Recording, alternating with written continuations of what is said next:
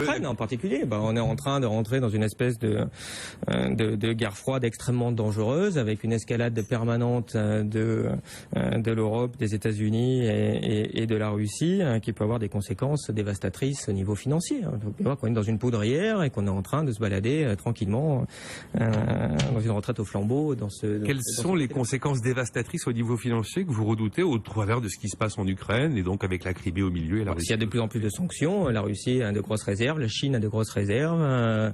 Ils ne se sont pas cachés les uns et les autres de pouvoir aussi causer des dégâts très forts. Alors pour le moment, dans un jeu de poker menteur, mais on ne sait pas où ça peut se terminer. Et ce qui se passe en Ukraine est extrêmement inquiétant. Et en tout cas, j'ai été stupéfait de voir à quel point les pays occidentaux soutiennent le coup d'État qui a eu lieu en Ukraine, avec un gouvernement dont le tiers des membres est constitué de néo-nazis, pas de gens d'extrême droite, des néo-nazis qui se revendiquent de cette idéologie-là. On a reconnu ça comme légitime, et évidemment les uns et les autres mettent le feu aux poudres. Et évidemment, ce qui se passe en Crimée est la conséquence prévisible de ce qui a été déclenché là-dedans. Quand l'Union européenne a voulu piquer l'Ukraine à la sphère d'influence russe, sans demander l'avis des Ukrainiens d'ailleurs, on rentre dans des choses qui sont extrêmement dangereuses. Sur le côté impuissance, je partage qu'à moitié. Il n'y a pas une impuissance, il y a une volonté très claire de toute une partie des bureaucrates de Bruxelles d'aller détacher l'Ukraine. Ça a été fait sciemment, d'aller faire un accord de partenariat et d'association et de libre-échange avec l'Ukraine. Je rappelle qu'en Ukraine, attendez, l'accord, c'est ce qui a mis le feu aux poudres. L'accord, il allait être signé à Vilnius fin novembre. Oui, attendez, c'est pas enfin. Faut savoir aussi au niveau du libre-échange avec l'Ukraine, le salaire minimal ukrainien, c'est 30% de moins qu'un salaire chinois. Et le salaire moyen, c'est à peu près du même ordre d'idée. Alors faire du libre-échange dans ces conditions-là, il faudrait aussi qu'on demande l'avis aux Européens pour savoir s'ils sont d'accord. Deuxième point, c'est une volonté farouche d'une partie de la Commission d'élargir à outrance l'Union européenne. Ils veulent l'Ukraine, on est en train de négocier avec la Géorgie, traité d'association avec la Géorgie. Je ne sais pas s'ils vont faire l'Afghanistan d'ici 5 ans, mais enfin, c'est quand même délirant. Et la différence entre Bruxelles et le TGV, j'ai envie de dire, pour reprendre ce qu'a dit Herman Van Rompuy, c'est que quand le TGV déraille, au moins il finit par s'arrêter. Ce que ne fait absolument pas Bruxelles. Et c'est extrêmement inquiétant. Je ne sais pas si je peux montrer quelque chose à l'écran. J'espère qu'on va le voir. Oui, pour ceux qui nous voient à la télévision. Oui, je vais décrire pour les autres. C'est pas très compliqué.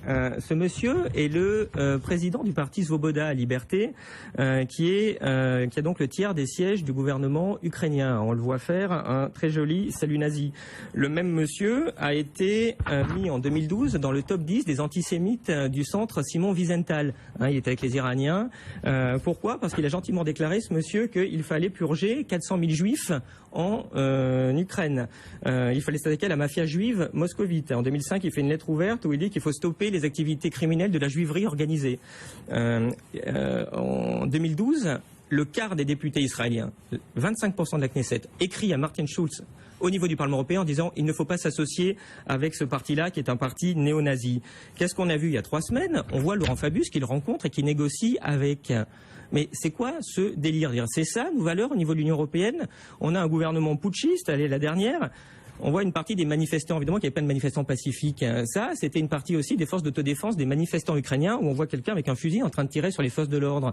Je rappelle que Maïdan, c'est 500 policiers hospitalisés, dont 150 pour des blessures par balle, dont 17 sont morts par balle.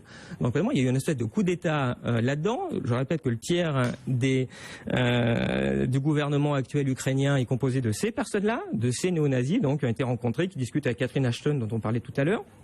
On trouve ça normal. Moi, c'est sûr que je comprends un petit peu les Russes.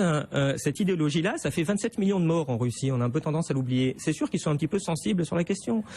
Au lieu d'avoir une attitude équilibrée là-dedans, comme le demande Kissinger, comme le demande Hélène Carrère d'Ancos il y a encore quelques jours sur BFM, comme le demande Hubert Védrine, c'est-à-dire quelle est la position de l'Ukraine quand on regarde un petit peu, c'est un pays extrêmement éclaté à l'intérieur. Il y a l'Ouest qui est vraiment pro-occidental. Malheureusement, les néo-nazis sont aussi dans cette partie-là. Il y a l'Est qui est pro-russe. Évidemment que la solution d'équilibre, c'est de dire que ce pays-là doit être, entre guillemets, finlandisé, doit rester neutre et doit absolument pas intégrer un camp ou l'autre, ou en tout cas, il doit y avoir des discussions en commun sur ce sujet-là. Est-ce qu'on fait ça? Pas du tout. Qu'a dit Catherine Ashton? Qu'on allait dardard signer avec ce gouvernement totalement illégitime un accord d'association avec l'Union européenne sans demander aux Ukrainiens ce qu'ils en pensent. Mais on est en plein délire. Est-ce qu'ils ont décidé de fêter le centenaire de 1914 en nous foutant de nouveau le feu en Europe? Parce qu'en Ukraine, il y a ce qu'il faut pour faire une nouvelle Yougoslavie quand même.